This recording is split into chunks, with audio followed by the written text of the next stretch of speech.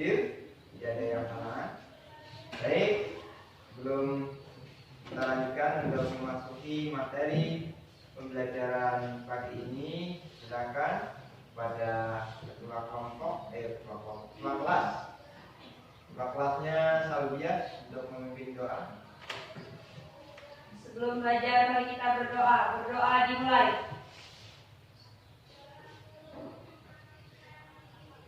Berdoa selesai. Terima kasih atas doanya. Mudah-mudahan dari pembelajaran kali ini kita diberikan kelancaran oleh Allah Subhanahu wa Ta'ala, ya. Amin. Oke, sebelum masuk materi, Bapak ingin kalian mengamati gambar yang Bapak pegang, ya.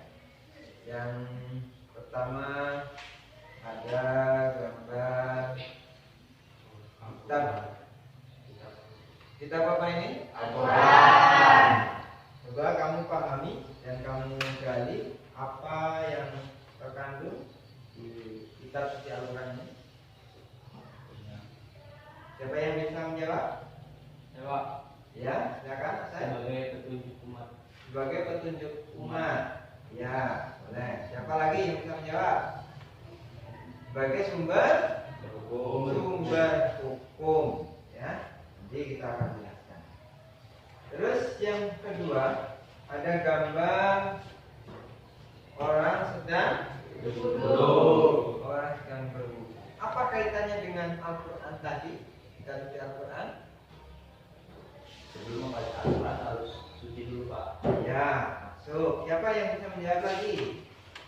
Apa kaitannya gambar wudu dengan Al-Quran tadi? Saya, Pak. Ya, silakan kembali. Harus bersih dari hadas kecil maupun hadas besar. Ya, bahwa wudu Membersihkan hadas tujuannya kecil. untuk menghilangkan atau mensucikan hadas Kecil. kecil. Atau yang lebih jelasnya bagaimana? Ada yang tahu? Bahwa ibadah atau kegiatan wudu ini tidak bisa dipahami langsung dari Al-Quran, tapi perlu pengkajian mendalam yang dilakukan oleh seorang mujtahid sehingga memunculkan pemahaman atau tata cara bahwa berwudu itu awalnya seperti ini dan akhirnya juga seperti ini. Itu semuanya muncul dari seorang mujtahid. Karena di Al-Quran tidak dijelaskan secara rinci, di hadis juga tidak dijelaskan secara rinci. Makanya muncul yang namanya ilmu fikih, ya. Oke, baik. Untuk selanjutnya Bapak akan uraikan terkait materi fikih dan perkembangannya. Jadi dalam materi ini ada 4 yang akan kalian pahami, 4 bagian. Yang pertama yang berkaitan dengan ruang lingkup, ya, ruang lingkup fikih, ya. Yang kedua periodisasi perkembangan fikih. Yang ketiga yaitu tiga ilmu yang urgen bagi umat Islam di dalam syariat Islam. Yang keempat konsep fikih dan konsep fikih dalam Islam. Jadi itu yang nanti Bapak minta kalian bisa masing-masing mempresentasikan, ya. Jadi sebelumnya Bapak akan membagi kelompok dulu, ya. Untuk kelompok sini kelompok A, ya. Kelompok sini tengah kelompok B, dan 2 orang putranya kelompok C. Ini terakhir kelompok D. Jadi ada 4 kelompok. Nah, yang Bapak sebutkan tadi ruang lingkup fikih, nanti tolong kelompok A supaya mempresentasikan, menjelaskan apa maksud dengan ruang lingkup fikih, ya. Terus kelompok B yang berkaitan dengan periodisasi perkembangan fikih, ya. Yang kelompok C mempresentasikan yang berkaitan dengan 3 ilmu yang urgen bagi umat Islam dalam syariat Islam. Terus yang terakhir kelompok A yang berkaitan dengan konsep fikih dalam Islam. Oke. Baik, Bapak, jadi mulai sekarang silakan kalian mempersiapkan untuk mempresentasikan. Bapak kasih waktu 5 menit ya untuk mempersiapkan. Silakan.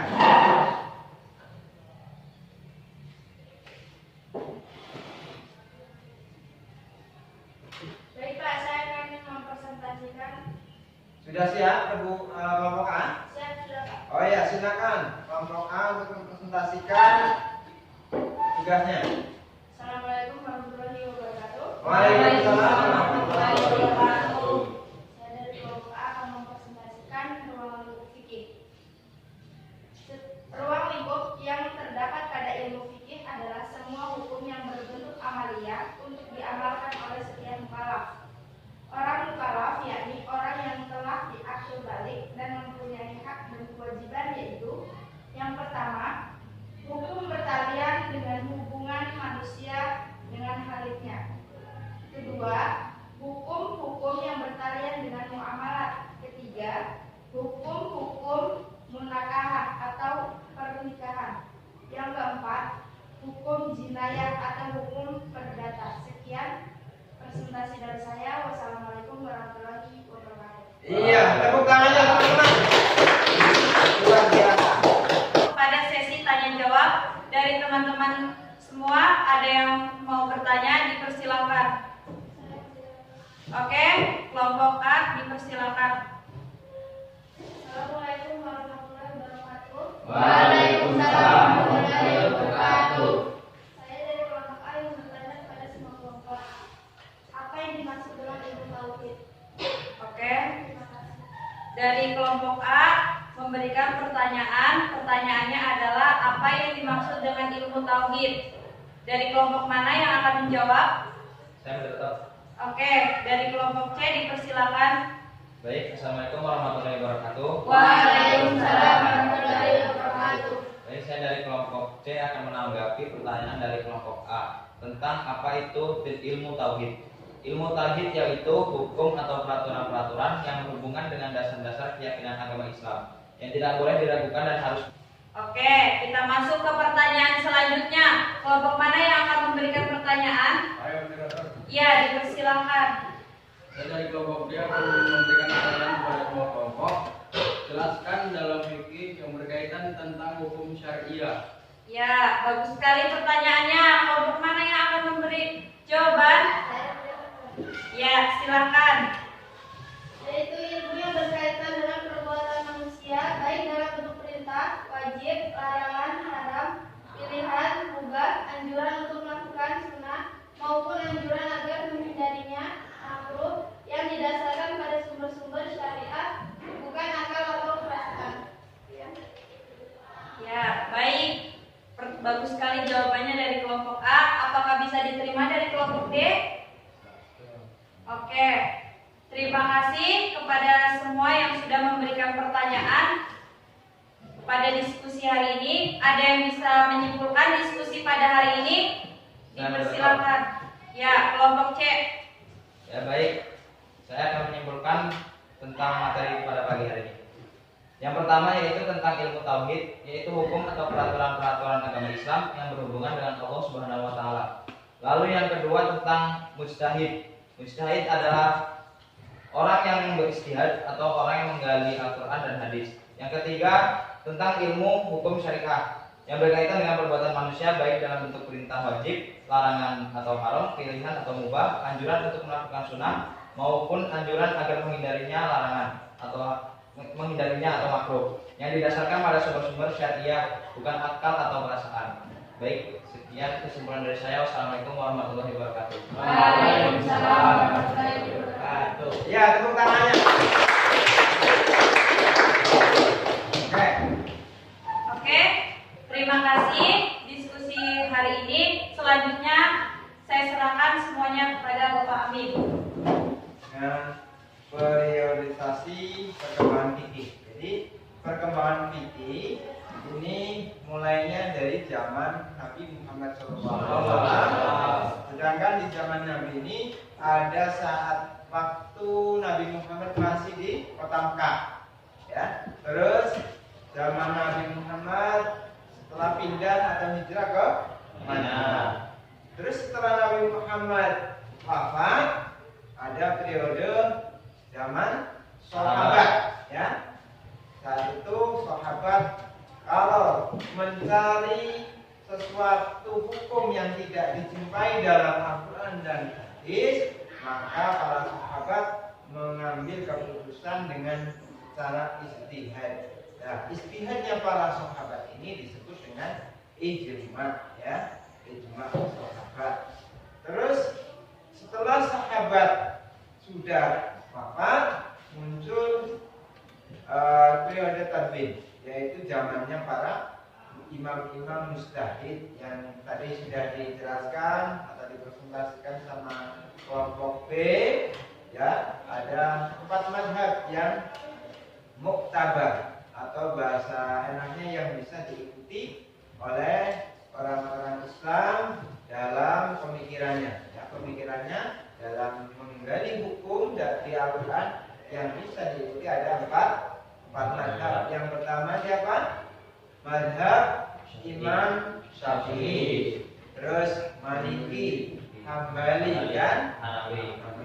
Itu ada 4. Jadi mereka berempat atau imam 4 inilah yang mempunyai andil besar, ya, dalam syariat Islam, dalam mengatur agama Islam, mengatur kehidupan manusia sehari-hari mulai dari bangun tidur sampai tidur lagi, ya. Jadi karena di dalam Al-Quran kadang ada sesuatu hukum yang tidak dijelaskan secara rinci, hanya dengan globalan atau secara terlaknya saja. Contohnya kayak aqimis sholat, kalian kerjakan sholat, kerjakanlah sholat.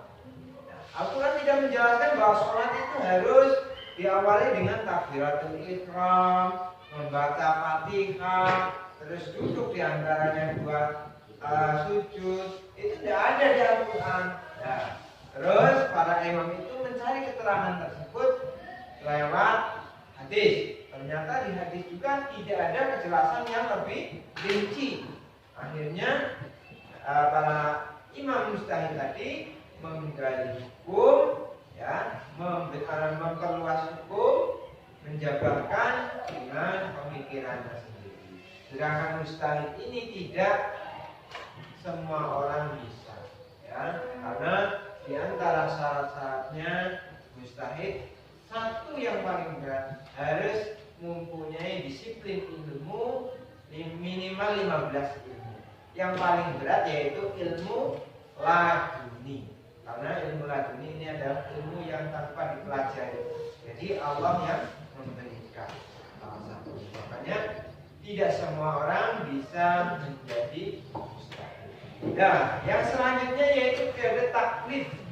Nah, taklid itu yang bagaimana? Taklid adalah mengikuti pemahaman, pemikiran orang lain atau mazhab. Contohnya kayak kita semuanya ini wajib hukumnya taklid. Taklid itu apa? Mengikuti dari salah satu 4 mazhab, baik dalam segi apa saja yang berkaitan dengan ibadah, ya. Ya. Di sana kita tidak diperbolehkan yang namanya taufik. Taufik itu apa? Mencampur adukan mazhab. Contohnya, seumpama kamu wudunya menggunakan mazhab Hanafi, ya, aturan Hanafi yang mengatakan bahwa bersenggolan kulit dengan istrinya tidak batal, ya, Hanafi. Tapi sholatnya mengikuti mazhab Syafi'i, nah itu tidak pas, artinya salah, tidak diperbolehkan. Harusnya satu paket, sholatnya, wudunya, ya, sama-sama satu mazhab. Itu yang bisa Bapak jelaskan sama kalian, mudah-mudahan bermanfaat. Dan sebelum kita tutup, ya, Bapak berpesan kepada kalian tetap semangat belajar, ya, di sekolah, di rumah, dan juga mengajak teman-teman kalian yang mungkin dalam kesemangatan belajarnya kurang, ayo diingatkan supaya tambah semangat. Terus tugas yang Bapak nanti kasihkan ya tolong dikerjakan ya, kayak kemarin bagus sekali kalian mengerjakannya ya.